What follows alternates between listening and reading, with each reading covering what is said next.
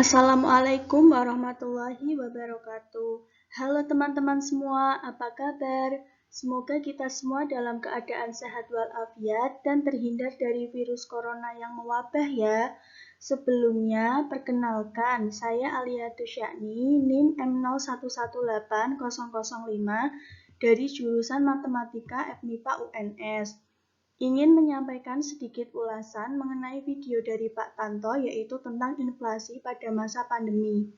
Memang di masa-masa sulit seperti ini, kita dihadapkan dengan berbagai masalah dalam kehidupan sehari-hari, salah satunya mengenai inflasi. Supaya lebih paham tentang apa itu inflasi, yuk sama-sama kita simak dan pelajari bersama. Oke teman-teman, yuk kita mulai pembahasan kita yang pertama. Pembahasan kita yang pertama yaitu mengenai inflasi. Apa yang dimaksud dengan inflasi? Inflasi adalah suatu keadaan perekonomian di suatu negara di mana terjadi kecenderungan kenaikan harga-harga barang dan jasa secara umum dalam waktu yang panjang atau kontinu disebabkan karena tidak seimbangnya arus uang dan barang. Lalu, apa saja penyebab terjadinya inflasi? Penyebab terjadinya inflasi yaitu 1. Meningkatnya permintaan atau demand pull inflation. Hal ini bisa disebabkan oleh beberapa faktor, di antaranya meningkatnya belanja pemerintah, meningkatnya permintaan barang untuk diekspor, dan meningkatnya permintaan barang untuk swasta. Yang kedua, yaitu meningkatnya biaya produksi atau cost pull inflation. Adapun peningkatan biaya produksi disebabkan oleh kenaikan harga bahan-bahan baku. Misalnya, harga bahan bakar naik, upah buruh naik, dan lain-lain. Yang ketiga, tingginya peredaran uang. Inflasi yang terjadi karena uang yang beredar di masyarakat lebih banyak dibandingkan yang dibutuhkan.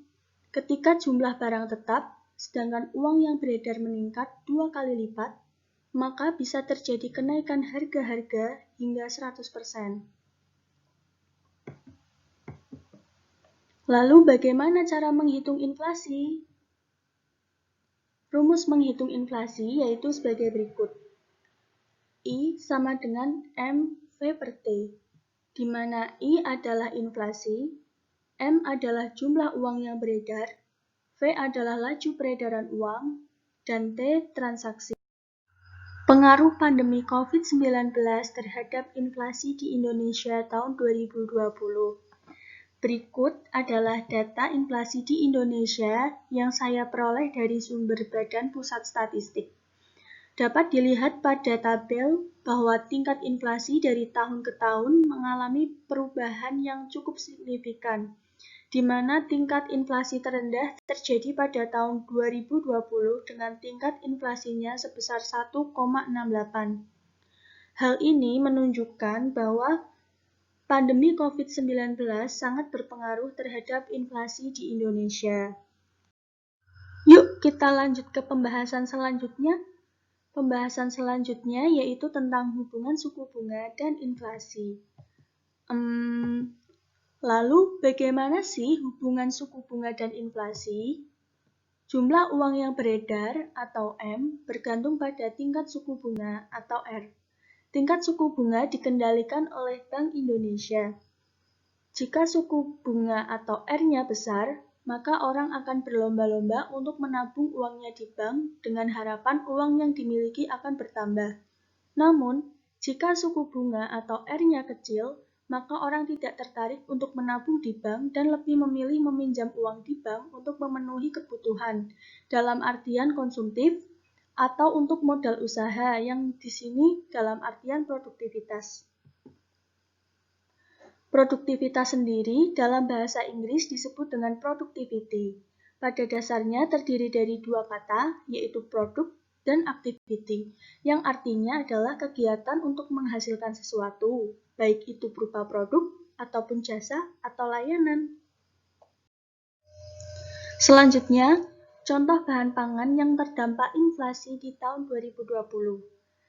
Saya mengambil contoh dari kontan.co.id. yang diliput oleh reporter Lydia Yuniarta dan editor Handoyo. Kontan.co.id, Jakarta. Sejumlah pangan mengalami kenaikan di awal bulan November.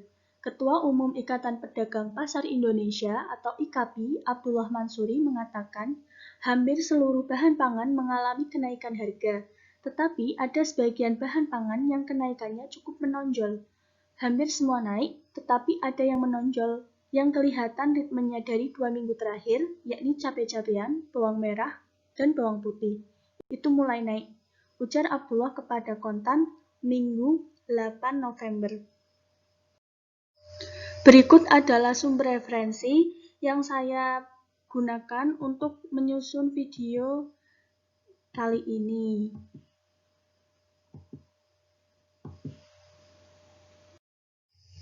Mungkin hanya itu ulasan dari saya. Terima kasih ya atas perhatiannya. Semoga apa yang kita pelajari bisa bermanfaat. Dan jangan lupa untuk selalu mematuhi protokol kesehatan ya. Ingat 3M, memakai masker, mencuci tangan, dan menjaga jarak. Semoga kita semua terhindar dari virus corona. Mungkin cukup sekian ulasan dari saya. Mohon maaf apabila ada kekurangan. Terima kasih atas perhatiannya teman-teman. Wassalamualaikum warahmatullahi wabarakatuh.